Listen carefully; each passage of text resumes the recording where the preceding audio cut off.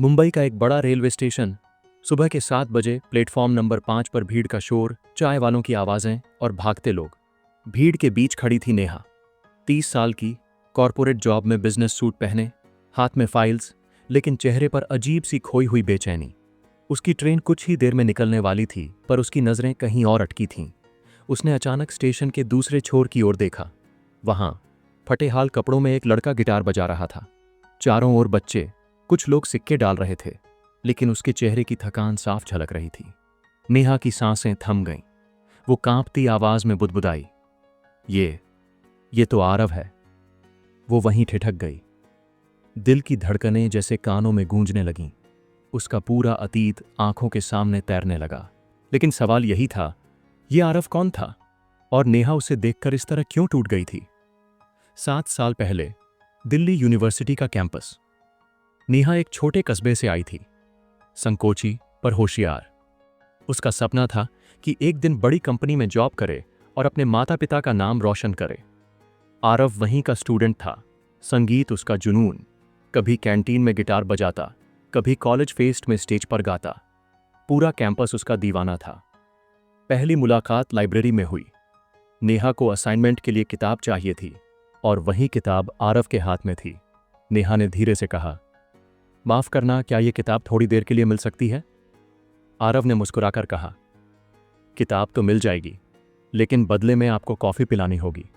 नेहा ने भौहें चढ़ाईं, लेकिन उसी मुस्कान में कुछ ऐसा था जिसने उसे रोक दिया, और वहीं से उनकी दोस्ती शुरू हुई। समय बीतता गया। कैंपस के हर कोने ने उनकी हंसी सुनी थी। लाइब्रेरी, फेस्ट, नॉर्थ कैंपस की गलियां, हर जगह उनकी कहानियां बस गई थीं। नेहा पढ़ाई में अव्वल थी, जबकि आरव का ध्यान ज्यादातर संगीत में रहता। लेकिन जब दोनों साथ होते तो दुनिया जैसे थम जाती। धीरे धीरे दोस्ती नेहमी रिश्ता नहीं रहा। नेहा की आंखों में आरव के लिए वो चमक आ गई थी जिसे छुपाना मुश्किल था। एक दिन कॉलेज फेस्ट के बाद आरव ने गिटार पर गाना गाया।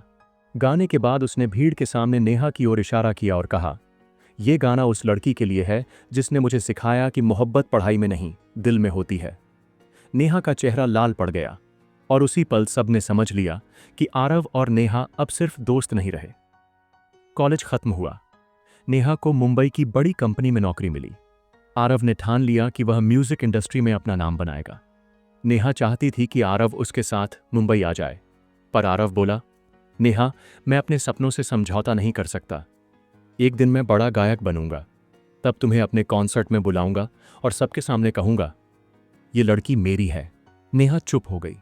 उसकी आंखों में आंसू थे, लेकिन उसने मुस्कुराकर कहा, ठीक है, मैं इंतजार करूंगी। और यही इंतजार उसके जीवन की सबसे बड़ी परीक्षा बन गया। नेहा मुंबई में अपनी नौकरी में व्यस्त हो गई। मीटिंग्स, टारगेट्स, प्रमोशन, उसके दिन तेजी से बीतने लगे। वहीं आरव ने स्ट्रगल शुरू किया। छोटे मोटे शो, शादी ब्याह में गाना, रिकॉर्डिंग स्टूडियो के बाहर घंटों इंतजार। लेकिन म्यूजिक इंडस्ट्री की हकीकत बहुत कठोर थी। नेहा हर हफ्ते कॉल करती, लेकिन अक्सर आरव फोन नहीं उठाता।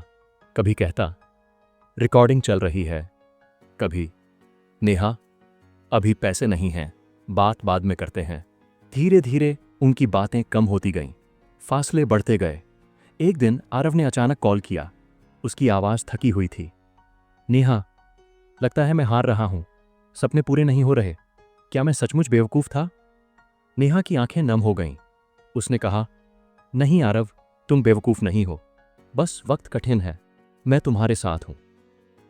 लेकिन दिल ही दिल में नेहा डर गई थी। क्या यह रिश्ता वाकई टिक पाएगा?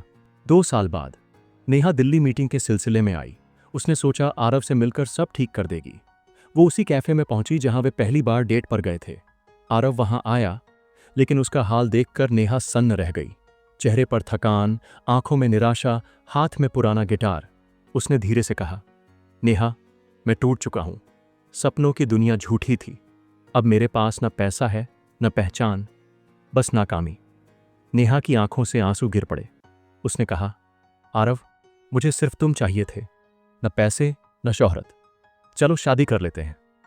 लेकिन आरव ने सिर झुका लिया। नहीं नेहा, जब तक मैं कुछ बन न जाऊं, तुम्हें अपनाने का हक नहीं है। तुम्हें उस आरव का हक है जिस पर तुम्हें गर्व हो, न कि इस हारे हुए इंसान का। उस दिन दोनों की राहें हमेशा के लिए अलग हो गईं। और आज 7 साल बाद नेहा ने उसे स्टेशन पर देखा था। वही आरव, पर अब गायक नहीं, एक सड़क पर गिटार बजाने वाला कलाकार जिससे लोग चिल्लर देकर आगे बढ़ रहे थे। नेहा की आंखों से आंसू बह निकले। वो दौड़कर उसके पास गई। आरव! आरव ने नजर उठाई। उसकी आंखें धुंधली हो गईं। उसने गिटार नीचे रखा और फूट फूट कर रो पड़ा। नेहा, तुम यहां? नेहा ने उसे गले से लगा लिया। भीड़ ताली बजा रही थी। लोग सोच रहे थे कोई फिल्मी सीन चल रहा है, लेकिन उनके लिए यह असल जिंदगी का सबसे बड़ा मोड़ था। आरव ने रोते हुए सब बताया, कैसे रिकॉर्ड लेबल्स ने उसे ठुकरा दिया, कैसे दोस्तों ने साथ छोड़ा, कैसे पैसे खत्म हुए और उसे स्टेशन पर गाना पड़ा। नेहा चुपचाप सुनती रही। फिर उसने उसका चेहरा अपने हाथों में लिया और कहा, आरव, मैं आज भी वहीं हूं। अगर चाहो तो हम फिर से शुरुआत कर सकते हैं। पैसा बाद में आ सकता है, लेकिन रिश्ते दोबारा नहीं मिलते। आरव उसकी आंखों में देखता रहा। उसकी आंखों से आंसू गिरते गए। उसने कांपती आवाज में कहा, नेहा, क्या तुम सचमुच आज भी मेरा इंतजार कर रही थी? नेहा मुस्कुराई। हां, 7 सालों से। नेहा ने उसी दिन आरव को अपने साथ मुंबई ले जाने का फैसला किया। उसने उसे साफ सुथरे कपड़े दिलाए, नौकरी में मदद की और धीरे धीरे आरव ने छोटे छोटे म्यूजिक शो करने शुरू कर दिए।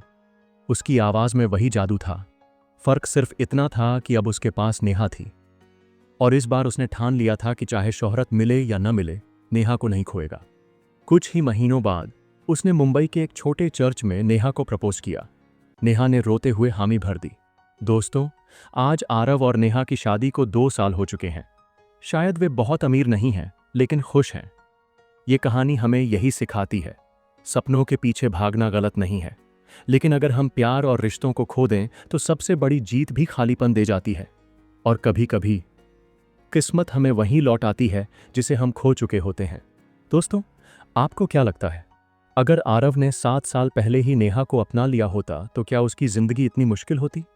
अपनी राय हमें कमेंट में जरूर लिखें।